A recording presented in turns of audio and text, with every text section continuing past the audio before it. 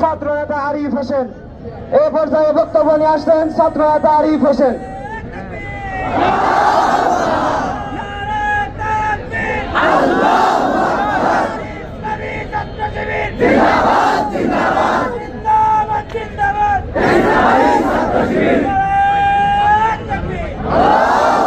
أعوذ بالله من الشيطان الرجيم بسم الله الرحمن الرحيم الصلاة والسلام على رسول الله وعلى آله وصحبه أجمعين।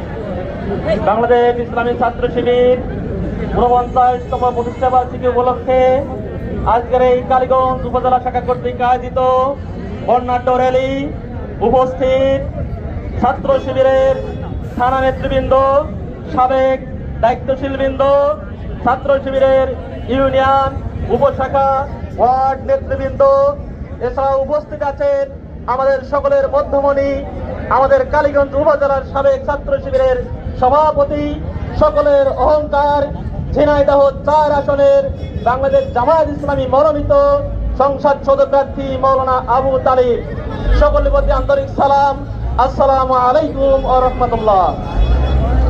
শুরুতে 49তম প্রতিষ্ঠা বার্ষিকীর শুভেচ্ছা জানাচ্ছি। কি বলে শুরু করবো এখন বুঝতে পারছি না। একটু আগেই সংবাদ দেখলাম ইনকিলাব মঞ্চের মুখপাত্র আমাদের জাবের ভাইয়ের উপর প্রশাসন হামলা করেছে এবং গুলি করেছে। শুরুতেই যে কথাটা বলতে চাই, প্রথম কথা, ছাত্র শিবির বলতে চাই এই বাংলাদেশকে আধিপত্যবাদ মুক্ত করতে হবে। কোনো তাল বাহানা চলবে না, হত্যার বিচার নিশ্চিত করতে হবে। দ্বিতীয়ত বলতে চাই এই বাংলাদেশকে সুদ, ঘুষ, রাহাজানি, ডাকাতি, দুর্নীতি মুক্ত করতে হবে। এই বাংলাদেশকে আদর্শ ভাবে গড়ে তুলতে হবে। বাংলাদেশ ইসলামী ছাত্র শিবির একটি আদর্শ বাংলাদেশ, একটি ইসলামের বাংলাদেশ, একটি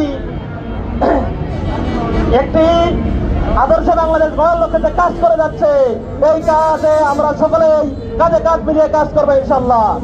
সম্মানিত উপস্থিতি, আরো যে কথা বলতে চাই, আমরা দেখতে পাচ্ছি নির্বাচনের আগে বিভিন্ন জায়গাতে বিভিন্ন ভাবে বিভিন্ন অফিস ভাঙচুর করা হচ্ছে, আমাদের মা বোনেদের উপর হামলা করা হচ্ছে। প্রশাসনের দৃষ্টি আকর্ষণ করছি, সঠিকভাবে নির্বাচন করার জন্য যে যে ব্যবস্থা গ্রহণ করা দরকার সেই ব্যবস্থা গ্রহণ করুন। নির্বাচন কোনোভাবে ছাত্র শিবির বানচাল হতে দেবে না। একটি হামলা